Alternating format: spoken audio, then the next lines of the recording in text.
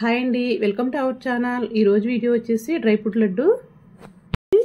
ఎంతో టేస్టీగా ఉండే డ్రై ఫ్రూట్ లడ్డు ఎలా తయారు చేయాలో ఈ వీడియోలో చూద్దాము. ఈ డ్రై ఫ్రూట్ లడ్డు రోజుకోటి తిన్నట్లయితే కనుక ఎంతో హెల్తీ. అన్ని పోషకాలు విటమిన్స్ అనేవి ఇలా డ్రై ఫ్రూట్ లడ్డూలో ఉంటాయి. ఇది చేసుకోవడం కూడా చాలా సులభమైన పద్ధతిలో చేసుకోవచ్చు. రూమ్స్లో ఉండే జాబులు చేసుకునే బ్యాచిలర్స్ కూడా ఈజీగా తయారు చేసుకోవచ్చు. ఎందుకంటే దీనికి మిక్సీతో పని ఉండదు, ఓన్లీ వేయించడానికే కాబట్టి ఇండస్ట్రియల్ స్టవ్ కానీ లేదా రైస్ కుక్కర్లో కూడా వేయించేసుకోవచ్చు.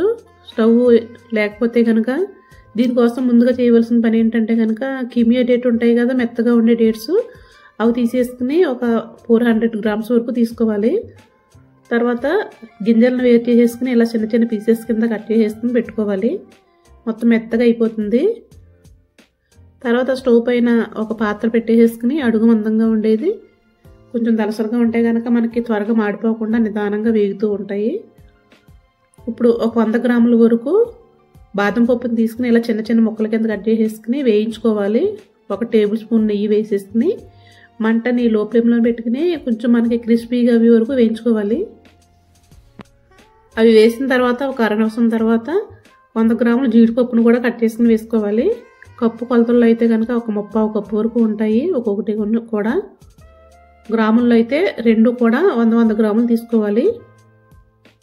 ఇవి బాగా వేగిపోయిన తర్వాత ఒక ప్లేట్లోకి తీసేసుకుని ఇంకొక స్పూన్ వరకు నెయ్యి వేసుకోవాలి. తర్వాత దీనిలోనే ఒక అరకప్పు వరకు గుమ్మడి గింజలు వేసుకోవాలి. 50 గ్రాములు. మనకి 100 గ్రాముల ప్యాకెట్లు దొరుకుతాయి, దానిలో సగం వేసుకుంటే సరిపోతుంది. పంప్కిన్ సీడ్స్, తర్వాత సన్ఫ్లవర్ సీడ్స్, నాకు బ్లాక్ ఇవి దొరికినవి, వైట్ అయితే లేదు కాబట్టి నేను బ్లాక్ తీసుకున్నాను, కానీ మీరైతే వైట్ తీసుకోండి. బ్లాక్ ఇవి అంత టేస్టీగా లేవు. ఇవి కూడా 50 గ్రాములు తీసుకోవాలి. తర్వాత ఒక అరకప్పు వరకు కిస్మిస్ని తీసేసుకుని వీటితో పాటే వేయించేసుకోవాలి. మంటని మట్టికి లో ఫ్లేమ్లో పెట్టుకుని వేయించుకోవాలి. నిదానంగా వేయించుకుంటే కనుక మనకి బాగా క్రిస్పీగా వేగుతాయి, మనకి నిల్వ ఉంటాకి బాగుంటుంది. ఇలా డ్రై ఫ్రూట్స్ లడ్డు మనకి 1 నెల రోజుల వరకు ఫ్రిడ్జ్లో పెట్టకపోయినా కూడా బయటే నిల్వ చేసుకోవచ్చు. తర్వాత ఒక 1/4 కప్పు వరకు నువ్వులు, ఇవి కూడా హెల్త్కి చాలా మంచిది. నువ్వులు 1 నిమిషం కన్నా ఎక్కువ వేయించకూడదు, త్వరగా వేగిపోతాయి. ఆల్రెడీ మనం వేడిగా ఉన్న పాన్లోనే వేసాం కాబట్టి దింపి ముందే వేసేసి 1 నిమిషం వేయించేసుకుని స్టవ్ ఆపేసుకోవాలి. వెంటనే మనం ఆ పాత్రలోంచి తీసేసుకోవాలి. మనం జీడిపప్పు బాదం పప్పు వేసిన ప్లేట్లోకి వేసేసుకుందాము.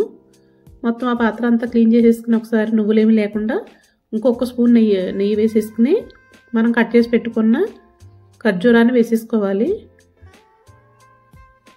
కిమియా డేట్ కాబట్టి మనం కట్ చేసినప్పుడే మెత్తగా అయిపోతుంది. కట్ చేసినప్పుడే చిన్నగా కట్ చేసేసుకోవాలి, లేదా ఏదన్నా స్మాషర్తో ఇలా కొంచెం మనం రబ్ చేసినట్లయితే మెత్తగా అయిపోతుంది. చూడండి, మనం 2-3 నిమిషాలు ఇలా వేయించేసరికి మెత్తగా అయిపోతుంది. ఆ వేడిదే ఈ నట్స్లో వేసేసుకోవాలి. వేసేసుకుని బాగా మొత్తం ఆ నట్స్లోకి ఆ ఖర్జూరం అంతా కలిసిపోవాలన్నమాట వేడిగా ఉన్నప్పుడే.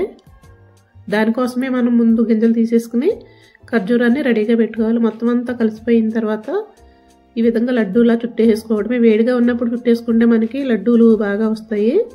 కొంచెం చల్లారిందంటే విడిపోయినట్టు వచ్చేస్తాయి అన్నమాట. ఈ లడ్డూలు మొత్తం నాకైతే కనుక 100 గ్రాములు చొప్పున తీసుకున్న దానికి నాకు ఒక 32 లడ్డూలు వచ్చినాయి. ఈ సైజులో అయితేనే 1 నెల రోజుల వరకు ఒక్కరితో తింటే కనుక 1 నెల రోజుల వరకు సరిపోతుంది.